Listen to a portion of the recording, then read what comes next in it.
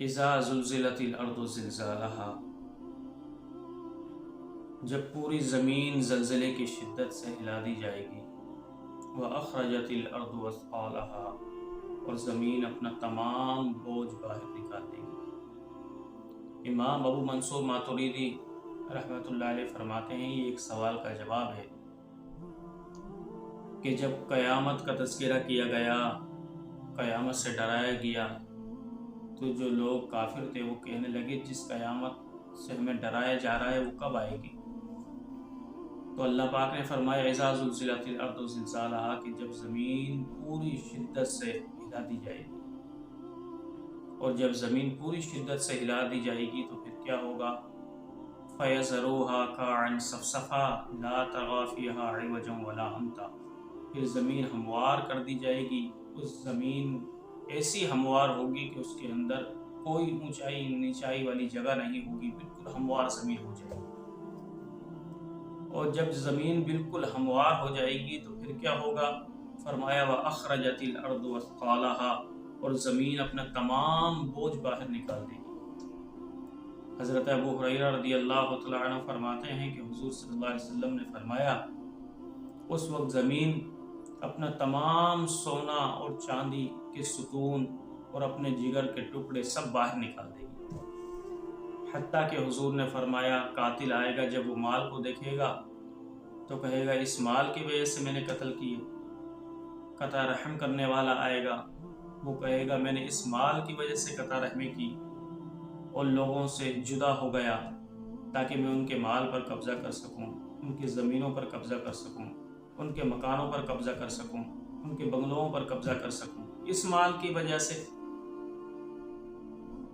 پھر فرمایا حضور نے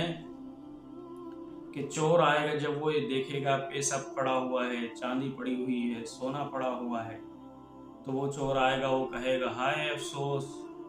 اس پیسے کی وجہ سے میرا ہاتھ کاٹا گیا تھا۔ لیکن اس وقت قاتل ہو یا قطع رحم کرنے والا ہو یا چور ہو، کوئی بھی مال کو نہیں اٹھائے گا، حالانکہ جس مال کی وجہ سے اس نے آخرت خراب کی، جس مال کی وجہ سے اس نے سب کو ناراض کیا، جس مال کی وجہ سے دنیا میں اس کا ہاتھ کٹا،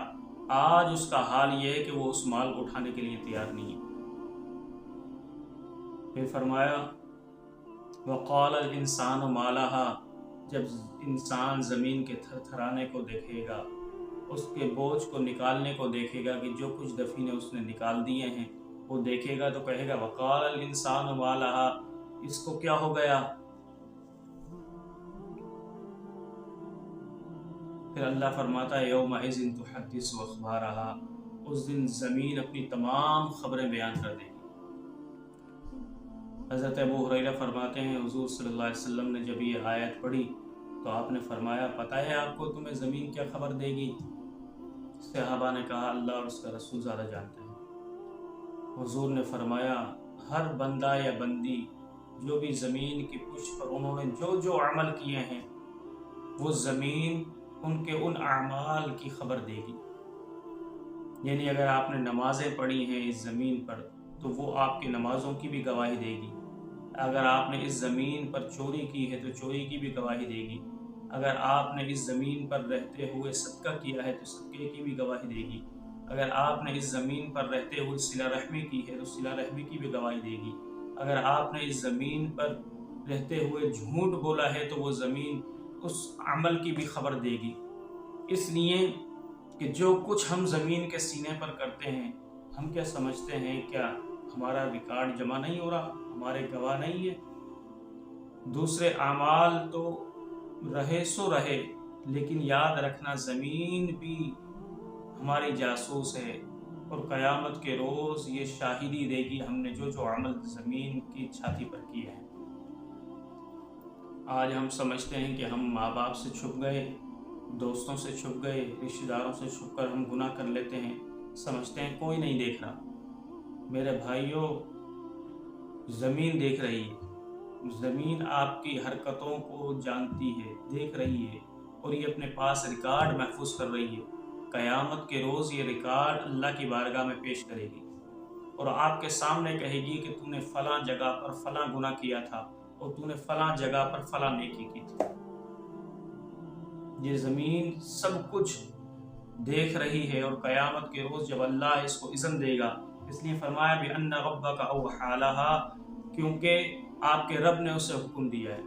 جب اللہ کا حکم ہوگا زمین بول، تو زمین سب کچھ آپ کے اعمال کی گواہی دے گی کہ یا اللہ اس بندے نے فلاں فلاں جگہ پر یہ یا نیک عمل کیے۔ حتیٰ کہ اگر کوئی شخص مسجد میں جاتا ہے چل کر، تو زمین یہ گواہی دے گی کہ یہ مسجد میں گیا چل کر۔